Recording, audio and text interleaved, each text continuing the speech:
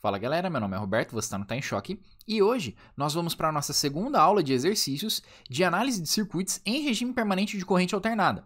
Então a gente vai continuar fazendo exercícios, treinando o que nós vimos nas últimas aulas, só que com mais exercícios agora, explicando de uma forma um pouquinho mais rápida para a aula ser mais ágil, só que também analisando de novo fasores, impedância, etc. e calculando, utilizando as técnicas que a gente já viu de leis de Kirchhoff, análise de tensão nodal, análise de malha, etc. Para essa aula a gente vai ter esse circuito aqui, com essa topologia, em que a gente vai calcular as tensões nodais, nesses dois nós aqui principais.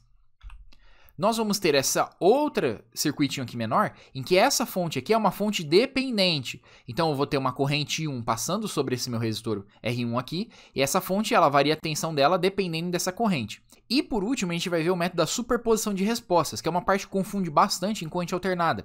Então olha só, eu tenho aqui uma fonte com frequência alternada, ó, 10 cosseno de 10t, e uma outra fonte em corrente contínua, apenas 10 volts.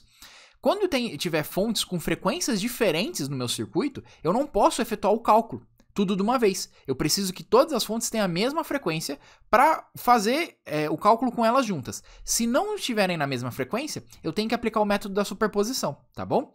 Então, vamos começar lá os exercícios.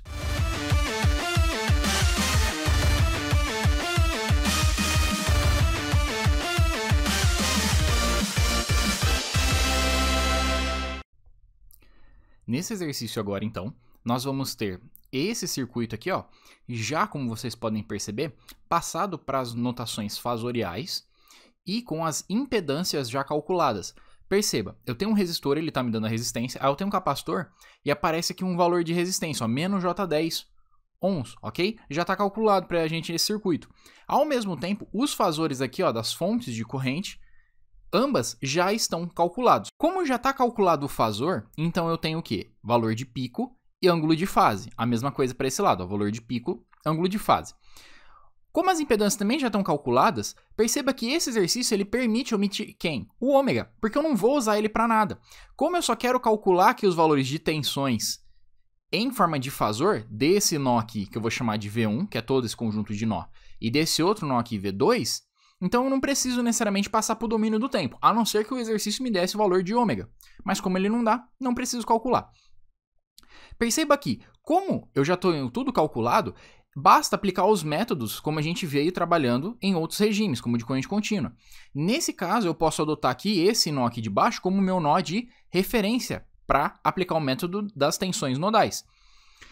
Olha que interessante, na última aula eu falei para vocês que na hora que a gente analisa o circuito, naquele instante, é importante a gente saber quem? As fases das fontes. Por quê? Porque com isso eu posso saber a polaridade delas. Então olha que interessante, nesse instante, nesse exato instante que a gente está calculando aqui o circuito, o que acontece? A minha fonte de corrente está apontando para cima, ou seja, a corrente está fluindo nesse sentido da seta. Para essa outra fonte está acontecendo isso daqui, ó, ela está fluindo nesse sentido aqui de baixo, tá? É importante eu saber o sentido das fontes, apesar de ser alternada, elas ficarem alternando toda hora, né, o sentido da corrente, ora vai para cima, ora vai para baixo, essas correntes. Naquele exato instante de análise, elas possuem essa polaridade, e eu não posso inverter isso, senão eu vou acabar errando o exercício. Para calcular isso, basta aplicar o método de análise nodal que a gente já veio trabalhando. Então esse meu nó é o que é o V1, V2 e aqui é o nó de referência. Então fazendo aqui, ó, as correntes que saem igual as correntes que entram, todo ramo que eu não souber o sentido da corrente, então eu vou admitir que está saindo, ok? Lembrando isso de quando a gente viu essa aula sobre tensões nodais. Então aqui está saindo e aqui está saindo a corrente em relação a V1. Nesse caso, a fonte está apontando, então eu sei que ela está entrando. Então o que está saindo vai ser o quê? Vai ser a diferença da tensão pela resistência, com isso eu acho a corrente. Então eu vou ter, para esse resistor aqui, V1 menos 0 sobre 5, mais V1 menos 0 sobre menos J10, mais V1 menos V2, daqui ó, V1 menos V2, sobre J10, quem? Esse indutor aqui, mais V1 menos V2 sobre menos J5 desse capacitor. E tudo isso vai ser igual a quem? As correntes que entram. Quem está entrando? 0 graus, que é a corrente, quem? Dessa fonte. Lembrando que eu estou misturando notação polar com a notação cartesiana. Então, não confundam, ok? Passem tudo para a notação cartesiana ou tudo para a notação polar, tá? Na minha calculadora ela faz isso automático, por isso que eu escrevo assim só para ficar mais fácil o raciocínio, tá bom? Você resolvendo isso daqui, como a gente fez, vou pular essa etapa porque é basicamente o que a gente já sabe fazer de análise de tensões nodais, você vai obter V1 vezes 1/5 mais J 1/5 mais V2 vezes menos J 1/5 igual a 1 mais J 0. Eu passei isso daqui já para a notação cartesiana, para tudo ficar na notação cartesiana. Então você pega esse resultado aqui, essa primeira equação aqui, e aí você separa ela. Agora a gente vai fazer a mesma coisa para o nó V2. Então eu admito que as correntes estão saindo dele quando eu não conheço. Então aqui vai estar saindo corrente, aqui vai estar saindo corrente. Sai corrente daqui, sai daqui. E aqui eu tenho certeza que está saindo, por causa da minha fonte. Então refazendo todo esse processo, olhando para esse lado, eu vou ter V2 menos V1 sobre menos J5, de quem? Desse capacitor, mais V2 menos V1 sobre J10, de quem? Desse indutor aqui, mais V2 menos 0 sobre J5 desse indutor, mais V2 menos 0 sobre 10 desse resistor aqui. Mais, porque também está saindo quem? 0,5 menos 90 graus. Isso daqui é igual a 0, ou seja, correntes que saem igual a correntes que entram, tá? Você, rearranjando isso daqui, você vai chegar em V1 vezes menos J 1 sobre 10 mais V2 vezes 1 sobre 10 menos J 1 sobre 10. Isso vai ser igual a J 0,5. Já convertendo de polar aqui para cartesiano e rearranjando de acordo com o sinal aqui da equação. Então essa daqui vai ser a nossa segunda equação. E aí a gente vai juntar elas para fazer o sisteminha 2×2. Então, resolvendo esse sisteminha aqui de equação, ó, desse primeiro gerado pelo nó V1 e desse gerado pelo nó V2, então eu vou acabar obtendo que V1 vai ser igual a 2,24 volts menos 63,4 graus. E V2, por sua vez, ele vai ser 4,47 volts, 116 graus aproximadamente. Lembrando que eu não posso comparar diretamente as amplitudes. Por quê? Porque eu tenho esse ângulo de fase aqui. Então, para que eu pudesse comparar os sinais, etc., eu teria que passar para meu domínio do tempo e para isso eu preciso saber ômega. Sabendo o ômega, eu consigo calcular, ok? Como aqui nesse circuito não nos é dado ômega nem um valor de indutância ou capacitância, não tem como eu achar ele, tá? Então fica por aberto mesmo. Ok? Ele foi mais para treinar. Mas perceba que, uma vez que você achou as impedâncias e colocou as fontes na notação fasorial, o problema está praticamente resolvido, porque você só precisa resolver, como a gente veio resolvendo pelos métodos já conhecidos. E aí, lembrando, tá? Não pode comparar as fontes diretamente só pelo módulo delas, ou seja, amplitude. Você tem que levar em consideração o ângulo de fase e, para ter a resposta completa, tem que ser passado por domínio do tempo para você analisar tudo num instante específico. Por exemplo, t igual a 0. Aí você substitui na equação e aí sim você consegue comparar o sinal V1 com o sinal V2, ok? Nesse próximo exercício aqui, nós vamos ter uma fonte de tensão, 10 cosseno de 1000T, uma resistência de 3 ohms, capacitância de 500 microfarad, indutância de 4 mH. E eu vou ter uma outra fonte de tensão V2, que ela é 2 vezes I1. I1 é justamente essa corrente aqui, ó. E é ela que eu quero achar no meu exercício. Para a gente começar resolvendo esse exercício, primeiro, olha as fontes, vê se elas estão na mesma frequência. Por que na mesma frequência? Se elas estiverem em frequências diferentes, eu não posso fazer a mesma comparação. Lembra que cada elemento indutivo ou capacitivo vai ter uma reatância diferente baseado na frequência. Se eu tenho duas frequências distintas, então o efeito delas está se sobrepondo. Como eu não consigo analisar os dois efeitos ao mesmo tempo, eu tenho que fazer o quê? Separar eles. Isso é o quê? Teorema da superposição de respostas. Então, se as frequências fossem diferentes, eu matava todas as fontes do meu circuito. Quando eu digo matar, é você remover as fontes. Então, fonte de tensão, ela vai virar um curto-circuito, e fonte de corrente, ela vai virar um circuito em aberto. Eu mato essas fontes no meu circuito e só deixo uma para análise, que é a minha de interesse. E aí eu calculo os valores de correntes e tensões que eu estou procurando, e depois você repete o processo para as outras fontes. E aí você soma tudo no final. Bem, a gente vai fazer isso no próximo exercício. Então, como eu tenho duas fontes, eu tenho que tomar esse cuidado. No outro exercício, como a frequência estava implícita já, como eu expliquei para vocês, não tinha essa necessidade de se preocupar. Por quê? Porque se já está dado na forma de fazor duas fontes no mesmo exercício, então pressupõe-se que o ômega ele já esteja correto ajustado para as duas formas, senão não faria sentido, ok? Mas nesse exercício não fica claro se o ômega é o mesmo. Porém, tem um indicativo falando que sim, as duas fontes estão na mesma frequência. Como é que você sabe?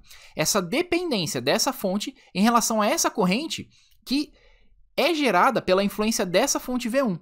Então, V2 depende dessa corrente I1, que por sua vez depende de quem? Da fonte V1.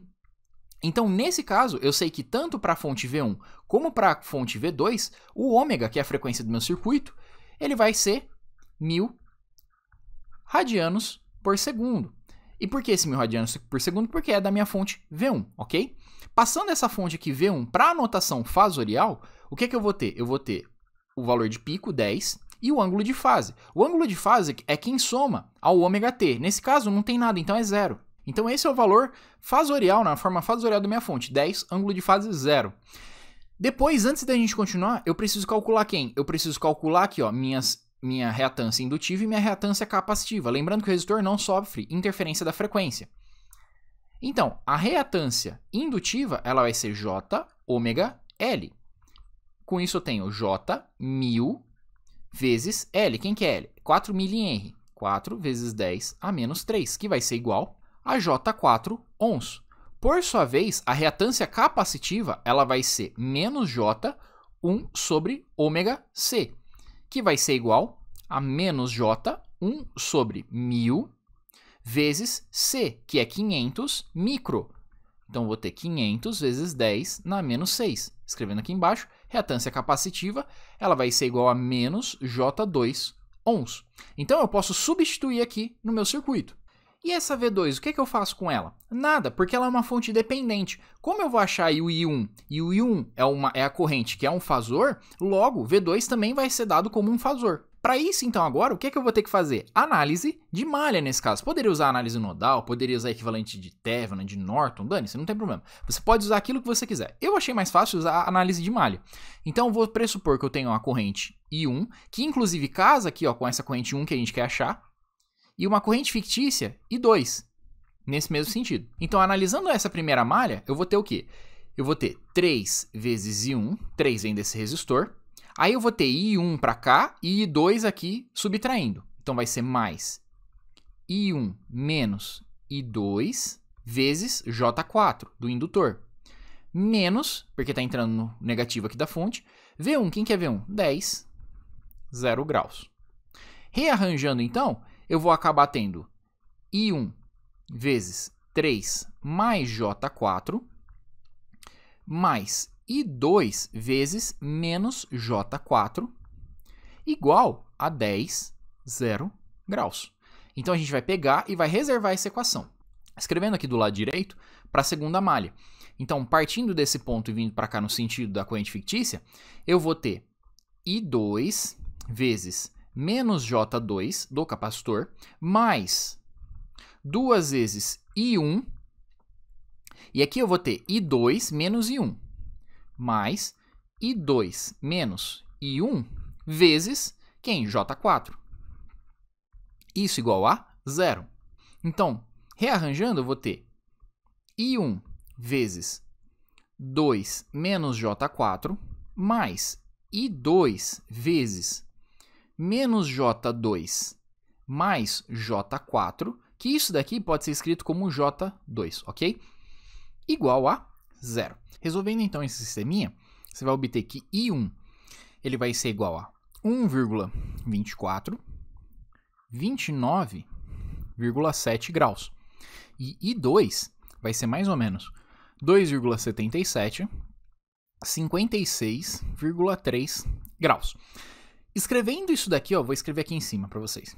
Escrevendo isso no domínio do tempo, então eu teria I1 igual ao valor de pico, 1,24, cosseno de ômega. Quem que é ômega que a gente viu no começo do exercício? Valia 1000 vezes t, mais o ângulo de fase, 29,7 graus. E I2 vai ser, então, 2,77, que é o valor de pico, cosseno de 1000, que é o ômega, t, mais 56,3 graus, que é o ângulo de fase dele. Então, vamos agora para o nosso último exercício. Nesse último exercício, então, nós vamos treinar a superposição de respostas. Perceba que, como os ômegas eles são diferentes, ou seja, aqui o ômega é 0 e aqui o ômega é 10, as minhas reatâncias capacitivas e indutivas elas vão variar para cada situação, certo? Então, como elas vão variar para cada situação, não tem como eu calcular esse circuito com ambas as fontes juntas. O que é que eu quero calcular? Nesse exercício, eu quero calcular essa corrente aqui, ó, I, essa corrente que circula por essa malha aqui. Veja que, então, eu vou ter que aplicar o método da superposição de respostas, separando as fontes e, com isso, calculando a influência de cada uma sobre essa corrente I aqui, tá? Começando pela fonte de corrente contínua, então essa fonte aqui, como é que eu faria? Eu teria que eliminar primeiro as outras fontes, então nesse caso só tem a V2, e para eliminar a fonte de tensão a gente curta o circuito o ramo. Se fosse fonte de corrente eu iria abrir o ramo. No caso da corrente contínua, o meu ômega ele é igual a 0. Então o meu XL ele é J ômega L, e como o ômega é 0, isso vai ser igual a 0. Então se a minha reatância ela é 0, é como se no lugar do indutor eu tivesse o quê? Exatamente, um curto circuito.